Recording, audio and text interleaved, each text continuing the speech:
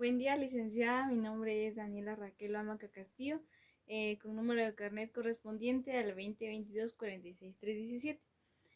Para mí es un gran honor realizar este video sobre lo que es los fines y la filosofía de la educación guatemalteca según la Constitución Política de la República de Guatemala y la Ley de Educación Nacional 1291. Espero que se encuentre muy bien. Espero que también las bendiciones del Señor Jesús, ¿verdad? Siempre estén con usted y que siempre la acompañen a donde quiera que usted vaya. Como le mencionaba, es un gusto poder realizar este video para que yo pueda, ¿verdad? Tener un aprendizaje significativo sobre estos temas y que usted también pueda dar su opinión sobre lo que yo puedo hablar, ¿verdad? Entonces, como le decía, acá tengo escrito el tema, fines de y la filosofía de la educación, según Constitución Política de la República de Guatemala y Ley de Educación Nacional 1291. Para empezar a hablar sobre esto, ¿verdad? Debemos saber qué es un fin o qué son los fines, ¿verdad? Dice que un fin es un objeto o motivo con que se ejecuta algo. ¿Qué quiere decir esto? Que menciona que dice que digamos, si nosotros queremos llegar a un objetivo, tenemos que tener un objeto o un motivo por el cual vamos a llegar a ese objetivo. Un claro ejemplo podría ser sobre si yo quisiera manejar bicicleta.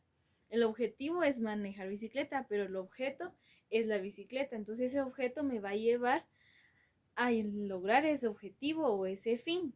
Entonces, ya sabiendo que es un fin o qué son los fines, entra lo que es lo de la Constitución Política de la República de Guatemala, ¿verdad?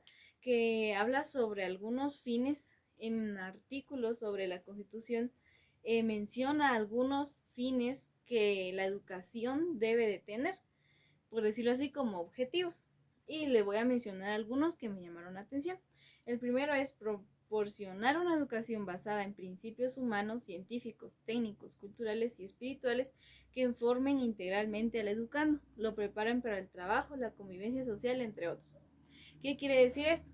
Que la educación debe de intentar adquirir todos estos principios, ¿verdad?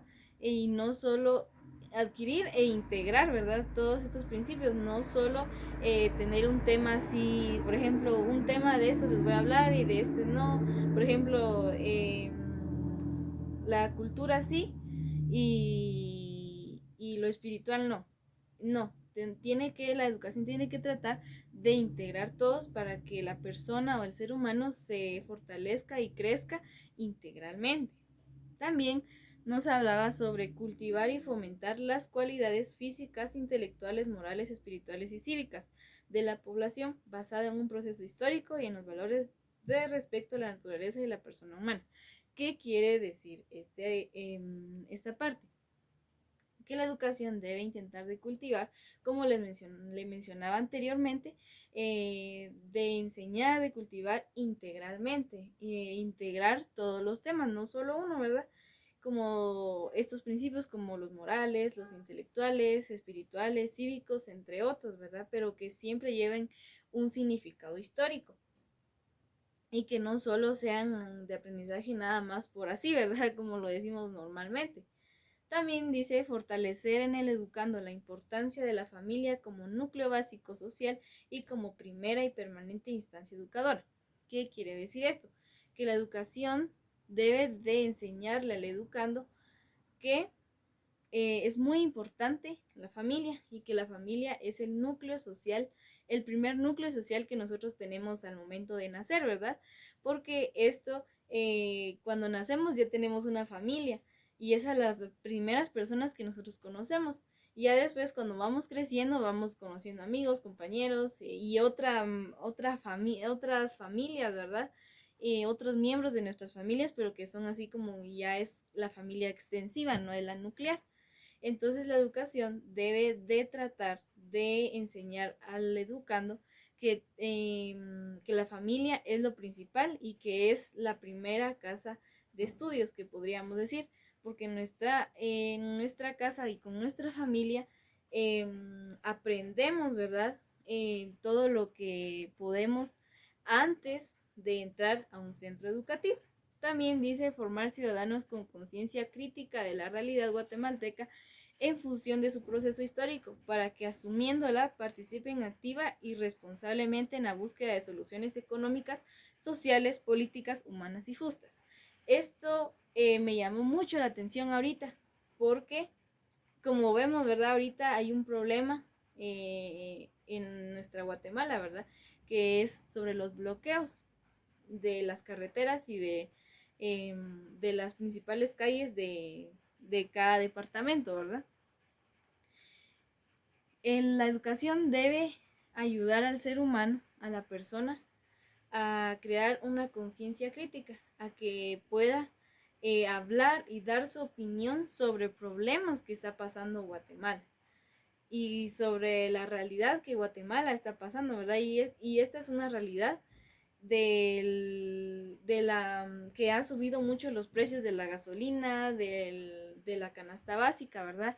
Y eso es lo que las personas están reclamando y eso es lo que la educación debe de enseñar, de que las personas o que nosotros debamos de dar una crítica y no dejarnos de las personas con autoridad o con una jerarquía mayor a nosotros, que podríamos decir como el presidente, el gobierno, diputados, alcaldes, ¿verdad?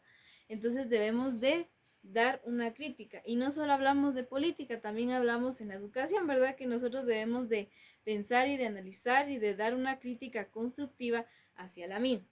También me llamó la atención otro párrafo donde dice formar ciudadanos e impulsar en el educando el conocimiento de la ciencia y la tecnología moderna como medio para preservar un entorno ecológico o modificarlo planificadamente a favor del hombre y de la sociedad.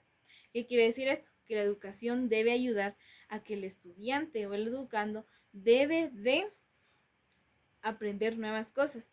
Como sabemos, somos seres humanos que vamos en constante cambio y entonces también con nosotros va a ir la tecnología, va a ir la ciencia, va a ir la educación, van a ir otros aspectos, ¿verdad? Que van conforme a nosotros vamos creciendo o conforme a nosotros vamos desarrollando.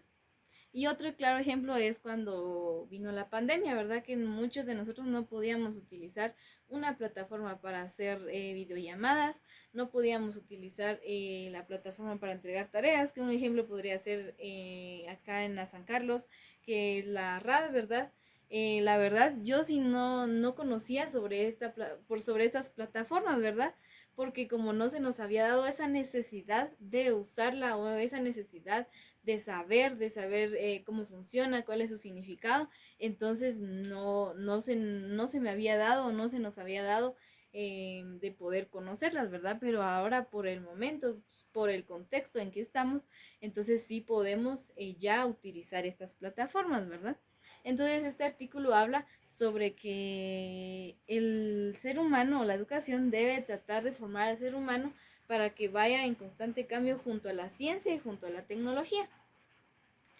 Y a largo plazo o a corto plazo, que el ser humano pueda brindar su conocimiento hacia la tecnología y pueda brindar nuevas plataformas, nuevas aplicaciones para poder desarrollar una mejor educación. Y así existen otros artículos, ¿verdad? Que también nos ayudan a la educación y que están en constante cambio y que se relacionan a la Constitución Política de la República de Guatemala. Ahora pasamos a otro tema, que es la filosofía de la educación. Conforme o según la Ley de Educación Nacional 1291. Dice que la filosofía de la educación es una disciplina bastante joven. Dice que esta no tiene mucho tiempo que se ha desarrollado, pero dice que esta pretende una comprensión fundamental, sistemática y crítica del hecho educativo. Responde a la pregunta que ¿qué es la educación? Y esto, ¿verdad? Es un proceso el cual la filosofía, ¿verdad? Le llama mucho la atención la educación, pero ¿por qué decimos, ¿verdad? O por qué nos preguntamos por qué la filosofía le llama mucho la atención la educación, y dice que porque la educación y la filosofía están congeniadas o están agarradas, podríamos decir, y están en constante cambio y quieren cambiar al ser humano, quieren que el ser humano pueda crecer en su aprendizaje, pueda crecer en su forma crítica, pueda crecer en sus fundamentos, ¿verdad? En sus argumentos que todos tenemos, ¿verdad? Entonces por eso se relaciona la filosofía con la educación. Y también nos hablaba sobre algunas funciones que tenía la filosofía de la educación, y se las voy a mencionar, que es la función reflexiva. Dice que esta trata o intenta que el ser humano vaya a interpretar todo lo que se demuestra, todo lo que se le da, las relaciones que se establecen entre la educación, la sociedad y la vida humana. Que sea el ser humano que sea siempre reflexivo, ¿verdad? También hablaba sobre otra función, y es la analítica. Dice que esta trata de que, o busca establecer conceptos y que el ser humano los pueda analizar, que no solo se quede con ese concepto y ya, sino que trate de buscar otros conceptos, que trate de analizar, de pensar otros aspectos o otras características de algún tema, ¿verdad? Para que pueda desarrollar aún más su aprendizaje. También nos hablaba sobre la función crítica. Perdón, es esto. La función crítica. Dice que la función crítica habla sobre que nosotros como seres humanos debemos de dar una crítica, lo que les mencionaba anteriormente, desarrollar nuestro aprendizaje de una forma analítica, de una forma crítica, para que podamos dar una opinión o un comentario sobre algún tema, ¿verdad? Dice que esta función cuestiona todo, cuestiona los fundamentos, cuestiona conceptos, cuestiona las prácticas, cuestiona saberes de las personas, ¿verdad? Y eso ayuda a que el ser humano se forme de una mejor manera, ¿verdad? Y también hablaba sobre la función normativa. Él dice que esta función es muy importante porque sin esta función no se llegaría al proceso educativo. ¿Y por qué? Porque si el proceso educativo no tuviera una función normativa o con normas, se confundirían muchos conceptos, se confundirían muchas reglas que tiene que tener, ¿verdad? Perdón. Entonces, este tiene que llevar un proceso teológico, ético, axiológico, genérico y universal. Y esto adquiere para todos los procesos, no solo para el educativo, ¿verdad? Sino para cualquier proceso que nosotros vayamos a hacer. También hablaba sobre la filosofía, que la filosofía educativa se centra en dos aspectos muy importantes y fundamentales. ¿Cuál es la naturaleza del aprendizaje? Dice que la naturaleza del aprendizaje fomenta activamente el aprendizaje cooperativo y bien organizado. ¿Qué quiere decir esto? Que la naturaleza de aprendizaje, como lo vemos, ¿verdad? Es un proceso que se lleva a cabo en un estudiante o en un educando. Entonces, como que ese proceso va como que formando y va construyendo aprendizajes, conocimientos, y que también debe de ir bien organizado. Por ejemplo, una torre de vasos. La torre de vasos, para que crezca bien o para que se forme bien, tiene que ser cooperativo, porque ponemos 5 de una base, después 4, 3, 2, 1, y tiene que ir también bien organizado. Así es igual la naturaleza del aprendizaje. Y también hablaba sobre lo que es el propósito de la educación, y dice que es todo aquello que explícitamente se quiere lograr o fomentar en el estudiante. Entonces quiere decir que esto lo tiene que llevar el estudiante siempre, y tiene que tener algo bien planificado. Muchas gracias, licenciada, este fue mi video. Espero que se haya entendido lo que quise explicar y espero que Dios la bendiga y que en este día sea de bendición para su vida.